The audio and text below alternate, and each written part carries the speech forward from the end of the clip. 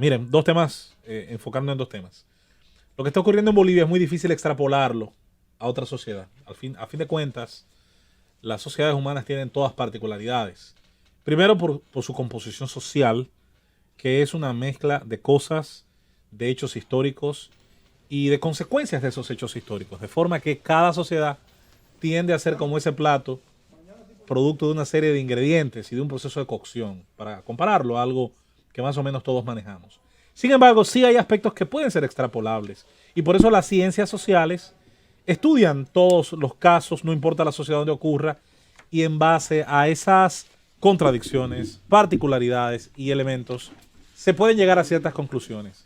Una de ellas, y quizás es el cierre rápido de ese tema, es el tema de la confianza en las instituciones, credibilidad de las mismas, pero sobre todo obediencia. Nadie obedece a aquello en lo que no cree. Eso viene desde la religión, de eso se alimenta la teoría legal, que por cierto, sus primeros códigos, y ni siquiera el término código existía, cuando ya las tradiciones legislaban y luego fueron corregidas obviamente por los códigos. Lo acontecido en Bolivia, que tiene, insisto, una serie de particularidades que vienen desde el hecho de que Evo Morales decidiera no obedecer a un plebiscito convocado por él mismo y cuyo resultado no le satisfizo, y que buscara por la vía de una alta corte encontrar la respuesta que sí quería del plebiscito, ya comenzaba a envenenar un proceso que ahora culmina, generando sobre todo dudas sobre el ente que tiene el escrutinio, la organización y la convocatoria electoral.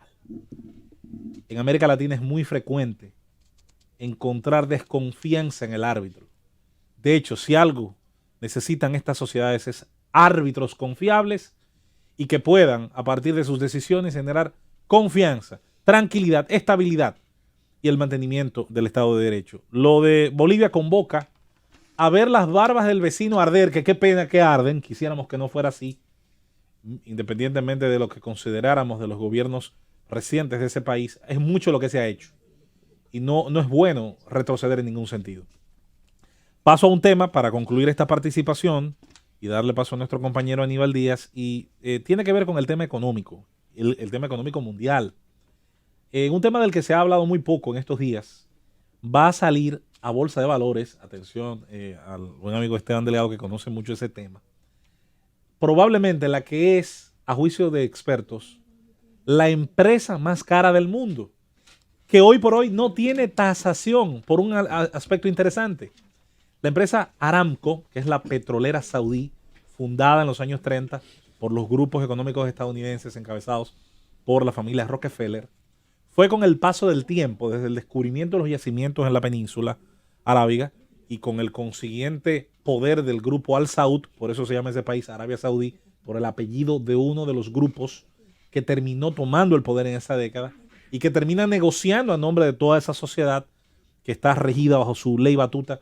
Y no digo constitución porque ni siquiera eso tienen. La empresa Aramco termina, tras unos procesos, tomando el 10%, el 20%, el 30%, el 50%, el 60%, hasta que termina su proceso completo de nacionalización en la década del 70. A partir de entonces se llama Saudi Aramco. Esa empresa nunca ha tenido en sus actuales condiciones salida a bolsa de valores en ningún caso, en ninguna bolsa.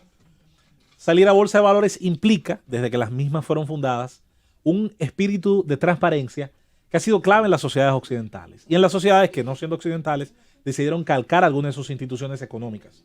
Desde la primera bolsa de valores en Amberes, Holanda, pasando por las más famosas como Nueva York o Londres, y las otras que han surgido con el paso del tiempo y la globalización, como el caso de Hong Kong, u otras bolsas importantísimas. Está Bovespa en Sao Paulo, Sudamérica, que es enorme en cuanto a la cantidad de materias primas que cotiza. Está la de Sudáfrica, que no recuerdo ahora cuál es la ciudad sede, que tiene mucha importancia, sobre todo por el tema de los materiales preciosos, los diamantes, el oro y otras cosas más. La salida a bolsa de Aramco, de Saudi Aramco, apenas va a llevar un 10% de la empresa. Un 10% será ofrecido a los mejores postores en el mercado. ¿Usted sabe de cuánto dinero se está hablando?